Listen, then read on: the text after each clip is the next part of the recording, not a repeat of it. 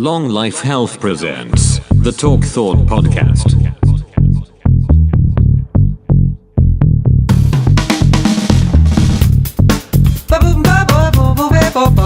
You're listening to the Talk Thought Podcast, sponsored by Fucking Nothing.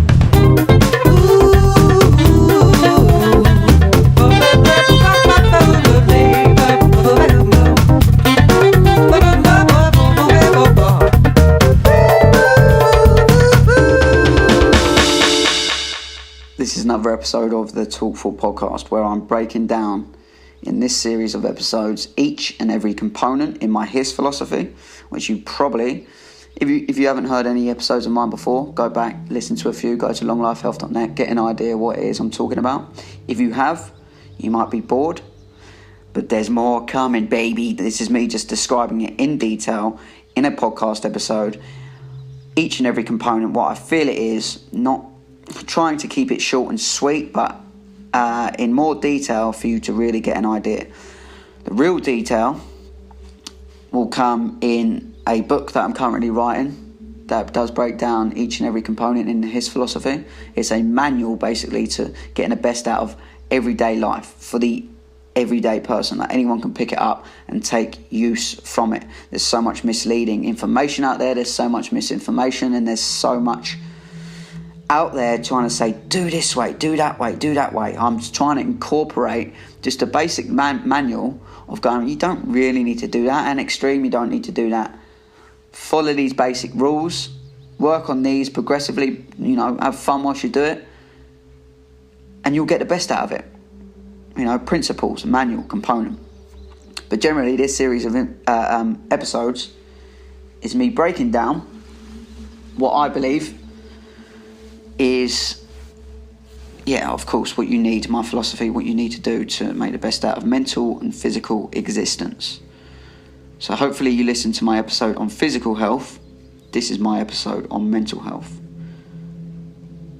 And for me, mental health, I think it's important to address initially, is that mental health, how you feel, an emotion and how you feel can be directly influenced intrinsically and externally. So something on the outside, someone can cause you to be frustrated, someone can do this, and we can also influence our feelings just with, let's say, with the power of the mind, just a thought that goes through your head, how you decide to think about something. That directly influences it. Also, what directly influences it is the chemistry that goes on inside your body. Any feeling you experience is basically just chemistry. Something is going on inside your body. So let's say you feel happy, you feel, full of beans, full of life, you're really happy, you're really excited, and there will be a spike and a rise in something in particular, maybe serotonin, possibly oxytocin or dopamine, whatever it might be, but feel-good hormones that will make you feel that way. And then if you feel, on the other end of the line, you feel depressed and you feel down and you feel shit all the time, chances are they're going to be low, and then your stress hormones will be high. So stuff like cortisol. And your hormones and everything inside you is directly influenced again by external sources, anything from food, people, surroundings, environment, music, the books you read, the room you're in, the energy around you, your information on things, and then things intrinsically, so how you decide to deal with things and how you decide to look at things. And without the use of drugs, because obviously you can take something like ecstasy and incredibly, instantaneously almost, release every bit of dopamine in your system and you will feel on top of the world, but you will get a crash. You shouldn't look for any of these things in an external way. You should always look intrinsically. How can you create it within yourself? So if you want to be happy, there's too much out there that forces us to buy. We have to get the new this, we have to get the new that, we have to constantly stay happy. Getting that every now and then is fine, like consuming things for and enjoying the consumerism of that is fine, but you don't want that as your sole purpose of trying to be happy. You want you being happy and content with absolutely nothing. Learn to teach yourself inside, which is a lot of work, but again, it's something you progressively work at. You want to teach yourself to be happy with nothing. There are no worries. Oh, that guy that just cut me up in traffic, not the end of the world. He's probably having a bad day. Rather than, what a dickhead, why has he just cut me up? And you make a big problem of it. It's how you look at things, and which ultimately is an intrinsic mind frame. These things have a big, big effect on your mental health. And I'll have to talk about depression because it's such a overlooked subject that's affecting so many people. We are not meant to feel, things cause us to feel certain ways, as I just mentioned.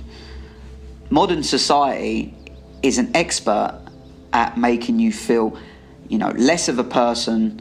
It's so good at confusing you, getting you into habits that spiral you down, feeling shit, and especially if you start, again, taking external substances like drugs, you constantly become reliant on that, and intrinsically, you struggle to produce these hormones that make you feel good. You struggle to produce them on your own now because you're now using, basically, supplementation. So when you're doing these things, you spiral downwards and you start to feel more and more negative, where you're depressed and you don't really know what to do about it. Another issue that happens is if you follow the system, again, if you follow the system that's set up in place, let's say you go to a doctor, they'll hand you a prescription.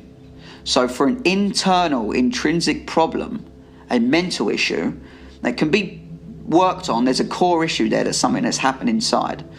It has to be found and worked on inside. I can't stress enough. The system set up in place, the one you rely on to give you an answer and help you, gives you an external answer, a short-term little solution.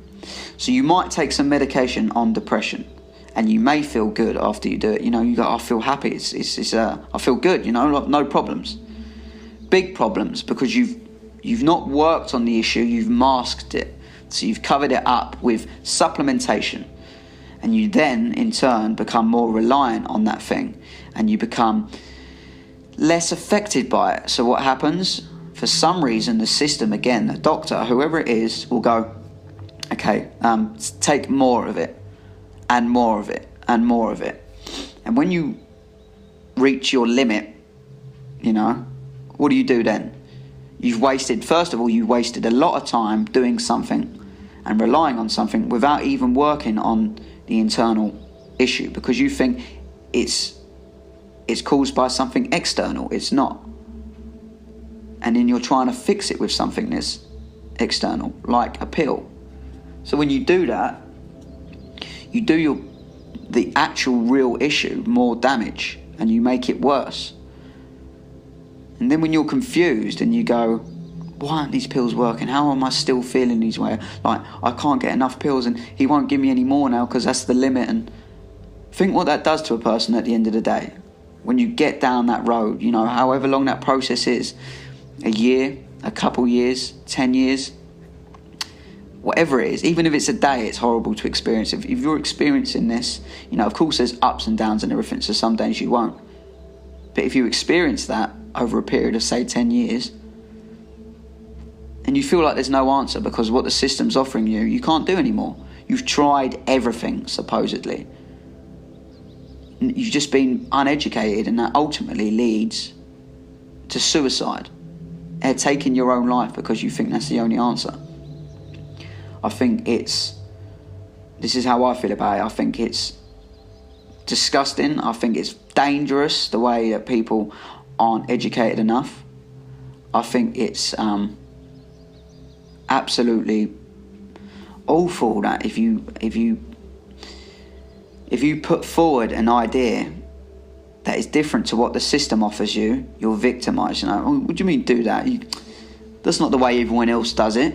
If you have an isolated idea and you try and stand out from the crowd a bit with an idea, and plus that crowd is only what you're surrounded by. Look around the world. If you're in my country, England, it might be different to go, now why don't you just try focusing on yourself, working on things, surround yourself with better people, do some meditation, get into yoga, something like that, and try and accept yourself as a person. You might get some negative, like, shut up, who do you think you are? And that behaviour and that reaction is dangerous, which is why it's important to be yourself and not be afraid to trust your gut and go with your feeling. Don't be influenced by, social pressure. But the way that's set up to deal with a mental issue is, for me, incredibly dangerous, and it leads to, as I said, suicide. The real issue is something inside, and how you work on that is through things like meditation.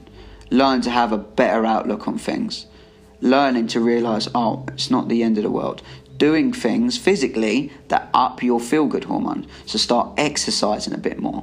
Believe it or not, have cold showers. Start breathing. Start removing stuff that's suppressing the feel-good things, even if that's people, if that's jobs, if that's substances. Start removing them and replacing them with positive things, like the ones I just mentioned.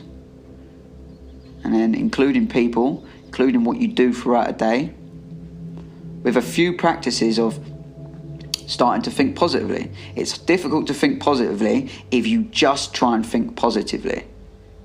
It's not quite enough. You can get there slowly and gradually, but you want to put the odds in your favour as much as possible. So start doing things like exercise. Exercise will raise your feel-good hormones, and they'll eventually start to balance out with the stress hormones. You can, as I say, just think about what you do in a day. Listen to some music, remove them negative things, and continue doing that. If you were someone that's already on these medications, I wouldn't ever advise, although they're not doing you any good, I wouldn't advise a sudden cold turkey. Don't come off them immediately. And obviously that is stronger. The stronger you're taking, the stronger medication you're taking, should really determine how slowly or how quickly you wean yourself off them. But don't ever just suddenly come off them, because it's too much of a shock. You're on them now. The key to everything is whatever moment you're in now, right now, listening to me in this podcast, accept that. Accept everything about it, except the fact you might be depressed, accept the fact you might have a shitty job, and all the things that you think are going wrong for you in the world. Just accept it. That's where you are. You can't change it. It's not going to change in that moment, but your mind frame will. And your mind frame should be like, I'm going to progressively work on it. I'm just going to start now walking in the right direction. And that's all you got to do. And on the way, pick up good habits. Start to remove the weight that holds you back. So the weight, again, can be people, substances, foods, lack of something, so lack of exercise. Start removing them habits and patterns you believe. Staying in, sleeping in, anything that doesn't support you feeling good, swap for something that does. And as you do that, if you haven't already become reliant on some sort of depressive medication, then do that in general. And in time, again, it takes time, and just accept it does take time. In time, you'll start to feel better. You will balance things out. As you feel yourself getting better, it will start to pick up and speed up, because you'll have, more motivation and focus to work on it more intensely and get into more things. But if you're someone that isn't, someone that is on medication already, then start to do those things. Listen to your body, most importantly. A lot of people say, listen to your doctor, do that. But if your doctor's the person that's put you on these things, trust your body. Trust your body. It's a difficult situation, because I don't want to say come off your meds. But if your doctor is encouraging you to stay on these things, and they're not doing you any, benefit, they're not giving you any positive outcome, slowly start to sack it off. Because you are reliant on these substances, you have to accept that. Follow the good habits like I'm talking about, and slowly come off them. And you will and can come off them.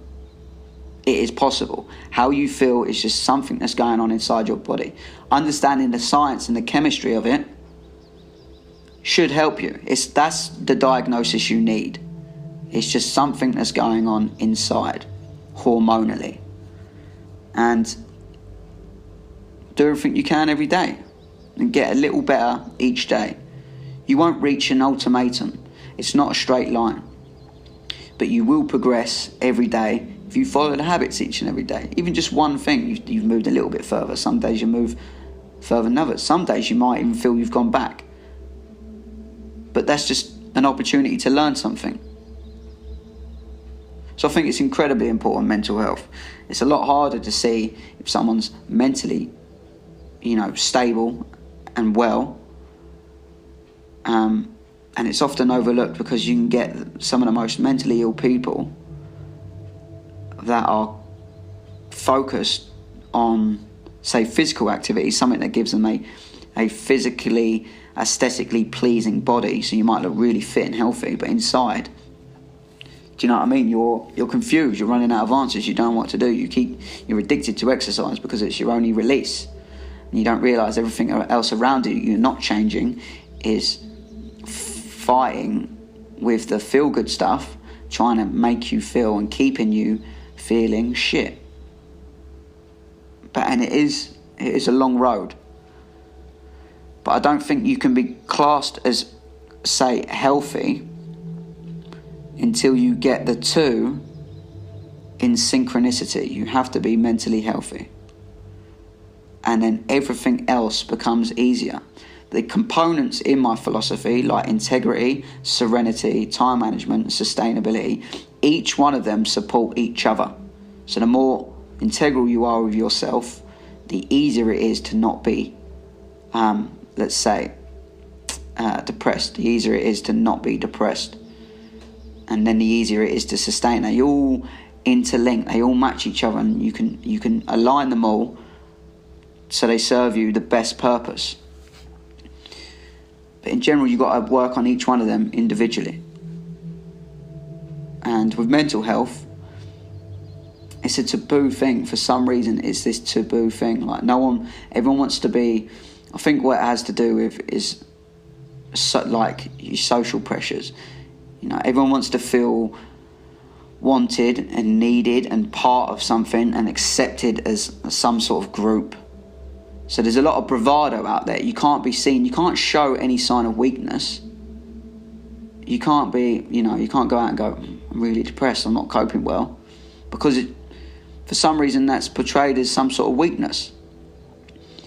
But if you wear your heart on your sleeve and you're open and you're honest with yourself and you just say, yeah, I am depressed, I feel good, I want to do something about it. That's the start point of where you can do something about it, is addressing it and accepting it. The bravado and everything, can be okay in occasional situations as long as you're doing something, behind the scenes within yourself to work on it. Bravado isn't the worst thing. I'm not saying go out and be depressed in front of people. Often it's good to forget about things and let yourself enjoy it. But as long as, when you're going to bed at night and you're left with nothing but your thoughts, you've had a good day. You're staring up at that ceiling, you go, I've done everything I can today. I'm looking forward to it getting better tomorrow. I'm looking forward to getting better the next day. As long as you're doing something behind the scenes, that's my point. You have to work at it. It is practices and it is routine. And it's learning along the way. It's learning what, you'll start to realise, oh shit, this is making me feel terrible. If you remove something, you'll go, oh fuck, like I haven't watched this or done this, or I haven't done that in a few days and I feel a bit better. And the couple of days I haven't done that, I've gone for a run and I feel fantastic. For some reason I had a cold shower and I come out and I felt lifted and boosted, which physiologically is true. Like the cold shower causes a physiological response where your feel-good hormones will ramp up. Again, having a cold shower doesn't cure it, but it's something that adds and builds to finding a balance. You're equally prone to, if the happiest person in the world, you're equally prone to becoming depressed. It just so happens, obviously, when you're happier, it's easier to follow the patterns that lead you to happiness. When you're more depressed, it's easier to follow the patterns that lead to worse depression. So it's about finding the balance, working on them, understanding that, and just flowing with it and doing your best to have fun with it. But until you get those covered and you're feeling good, happy, positive, and you work on yourself internally, you stop seeing everything externally as an issue and notice that it's inside, then you'll start to get what I would class as mentally healthy, and then everything else becomes easier. So really, that's my definition of mental health. It's not so much a definition, it's my idea, and it's there's no like you've got to reach this level. It's how you feel within yourself. You don't want anything as a hindrance to your performance. That's what I'm saying. You don't want anything as a hindrance to your everyday life and your feelings and emotion. Life is a spiraling process. You'll go up, down, you'll feel shitty sometimes. You might have a bad day, etc. But it's about minimizing them as much as possible, if not completely removing them. Do everything you can to get there mentally. And then, as I said, the physical side will add to that. And then the mental side, being mentally happy, will add to the physical side. Every component in this philosophy entwines with each other, synchronistically works and aligns with each other to serve you the best purpose. But work on that. And if you are, I say it all the time, and again, like the bravado thing, it's difficult to stand out and actually ask something. But I suppose whilst on the subject, like I say all the time, give me some feedback, message me, all this stuff. But if you're someone that's suffering with something and you want help, and this episode touches and resonates with you, give me a private message or something. Just reach out. There's absolutely nothing you can lose. Once you learn that you step out your comfort zone, something you might not be comfortable doing, and you get a good response from it. So just asking a question, what can I do to feel better? I feel shit. And then you get a good response from me, for example. You'll go, oh, it's not so bad. Now I'm in a better situation. And it encourages you to keep making them decisions, rather than sticking with the fear and the anxiety of what will happen if I tell people I'm depressed. How will people respond? Start stepping out your comfort zone to move in a more progressive direction. Gain the rewards of the positive feedback you get. Use that as fuel to spur you on in the future. Again, that touches on it. I'll explain it in more detail in my book, but I hope that makes sense and possibly helps some people understand the chemistry of it and the cellular level and what goes on, what that feeling actually is, and what leads to it, what removes it, what excites your happiness, and what encourages your depression. Find a balance, follow habits, follow rituals, have fun, go along the process, blah, blah, blah, all the stuff I keep repeating. Hope that helps. Again, longlifehealth.net. Reach out to me on the reach out page. In fact, you can find links to every single one of my social media profiles. And you can message me in any way possible. You can email me at talkthoughthealth@gmail.com, or just message me privately, or do whatever. I do, I suppose, take requests, but any opportunity to listen to someone and helps me. So it's another opportunity I can take on board to push me forward. So bear that in mind. That's it for mental health. Next, I'll talk about integrity, and it expands on this a little bit more, but the importance of being yourself, why it's important to work on who you are, not someone else's idea of what they want you to be. Safe.